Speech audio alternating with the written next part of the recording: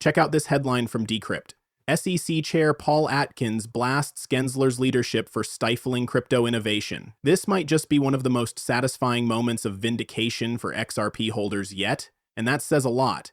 Tired of fake gurus who claim to be expert traders but never trade live? I trade live on the second largest crypto exchange, where everything is transparent and results can't be faked. For over 440 days, I've consistently closed every month in profit. In the last 90 days alone, my followers have earned over $34,000 in profits with only 4% drawdown. Verified results, not empty claims. Want to see my verified stats?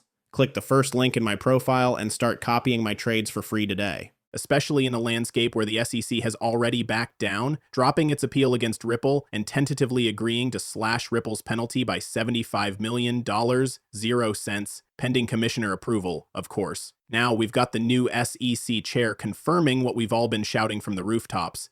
Not only were there no clear rules for crypto assets like XRP, but the entire space has faced an outright crackdown. They were on a mission to dismantle everything crypto stood for. Former Chair Gensler had us questioning reality, gaslighting the entire community. When we pointed out clearly and logically the gaps and lack of clarity for those working in this space, he shrugged it off.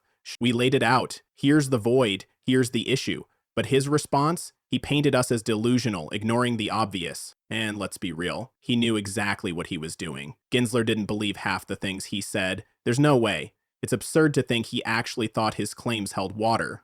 No chance. Meanwhile, XRP holders bore the brunt. Some left financially devastated, lives upended. The damage was real, disgusting, unforgivable. But thankfully, the tide is turning. We're finally seeing progress, and there's hope for true recovery. Before diving deeper, though, let me be upfront. I'm not a financial expert. This isn't financial advice, and you absolutely shouldn't make buying or selling decisions based on what I say or write. All right, let's dig in. Newly appointed SEC Chair Paul Atkins took the stage on Friday, delivering his first major address with a mix of praise and pointed critique. He lauded the Commission's recent pro-crypto efforts during his time away, while sharply criticizing the agency's previous crackdowns under former Chair Gary Gensler during the Biden administration. And honestly, it's not hard to see why. Countless lawsuits were abruptly tossed out, investigations halted, cases dismissed, completely gone. What's even more fascinating?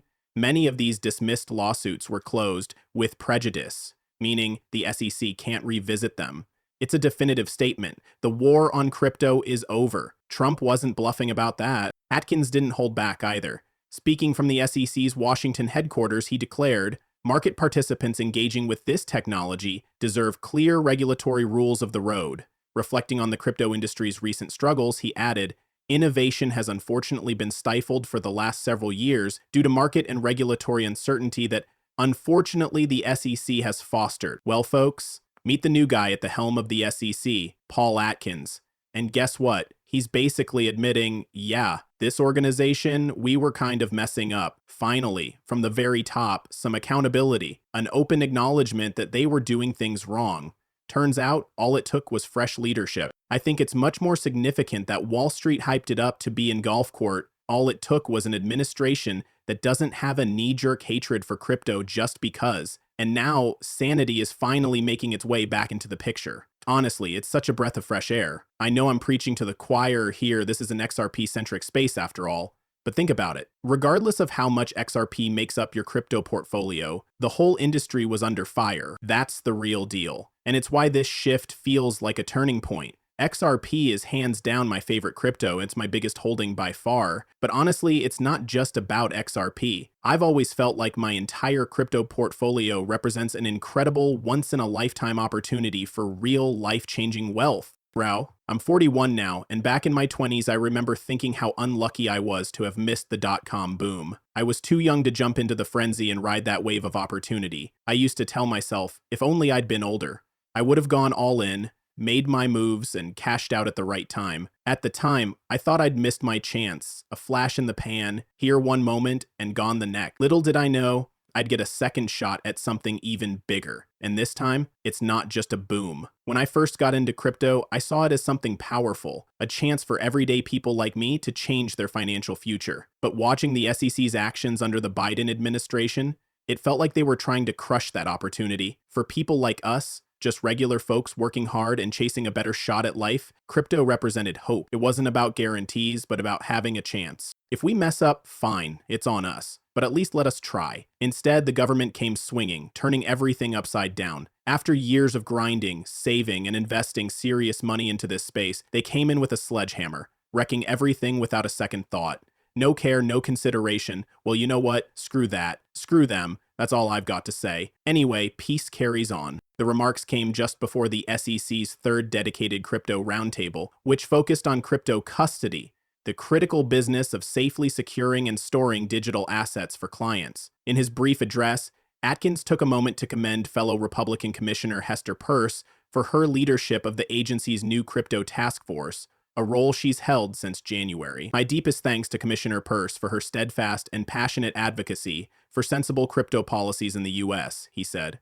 It's no surprise she's earned the affectionate title of Crypto Mom. Atkins chuckled, adding, "Sure, it's a bit nerdy, but you know what? It's given with love, and she embraces it." Under Peirce's guidance over the last 90 days, the SEC has taken a sharp turn from its previously combative stance on crypto. The agency has revamped its approach, scaling back many high-profile lawsuits and investigations in the crypto space. The regulator has announced exemptions for several categories of crypto assets from securities regulations. Now, Atkins, a former SEC commissioner under President George W. Bush, has stepped back into the spotlight after a lengthy confirmation process. He's made it crystal clear that advancing pro-crypto policies will be a cornerstone of his leadership. He hammered this point home during his confirmation hearing at the White House, his swearing-in ceremony, and again today in his first official address as chair. But here's the big question. How's he actually going to pull it off? Seriously, how? The regulatory landscape is murky at best. It's like being told to follow directions with no map. Remember Kim Jong-un claiming everything was perfectly clear? Sure, but what clarity?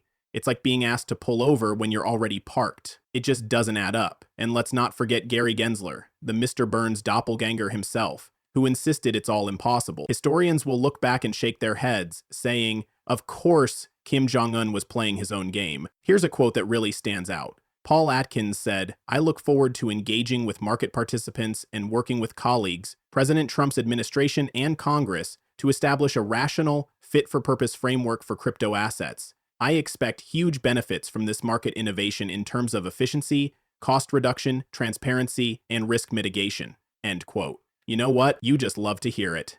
Unsurprisingly, the crypto world is buzzing with relief and optimism. Let me share a few takes with you.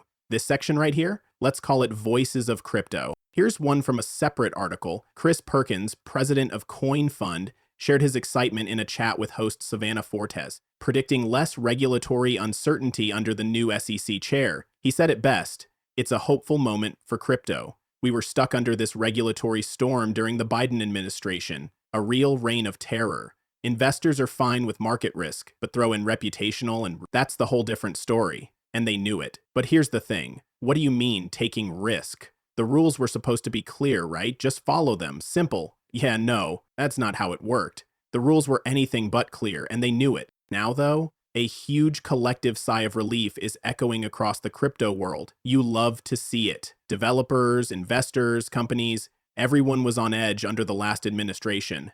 Now, the clouds are lifting, and the crypto space is finally catching its breath. Perkins emphasized how a shift in the regulatory landscape could ignite unprecedented growth. Think about it. The United States, the world's largest capital market, was essentially shackled, not entirely closed, but seriously stifled. Now, those barriers are coming down. Imagine the ripple effects in the years ahead. The potential is nothing short of explosive. If we were already thrilled about the chance to achieve insane ROI on our investments, this feels like that excitement dialed up to 11. This moment isn't just big, it's transformative. Here's the kicker. By removing personal liability, we're seeing a perfect storm of fresh institutional capital and a wave of new, innovative developers entering the space. Catherine Dowling, General Counsel and Chief Commercial Officer at Bitwise Asset Management, summed it up perfectly. This is going to be a golden age for venture and value creation. The atmosphere has shifted, she said. We're seeing a wave of cases being dismissed or dropped, not because regulation is vanishing, but because there's still work to do in defining what digital assets actually are. Exactly.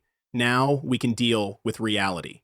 Call it what you will. Just make sure everyone knows the rules and everyone plays by them. Fair enough? That clarity? It's been missing all along, clearly. Here's another perspective from another piece. We've realized we no longer need to fear being accused of things we're not doing, like being labeled broker-dealers for securities. Executive Chief Legal Officer Veronica McGregor shared her thoughts during a roundtable discussion with Cointelegraph on April 24th. That's right, they can focus on their work without the constant fear of being labeled a broker, she explained. Now, picture this. You're going about your job, doing what you do best, when suddenly the SEC swoops in, declares you a broker-dealer, and drags you into a years-long legal battle. Sounds absurd, right? Yet, that's the reality some face, McGregor added. It's simply a less intimidating regulatory landscape overall. Still, the question remains, what will the final crypto regulations really look like? Absolutely. At least it's finally getting sorted out, and that's what matters. We were right all along, and it feels good to see it validated. The new SEC steps in and basically says, yeah, the old leadership,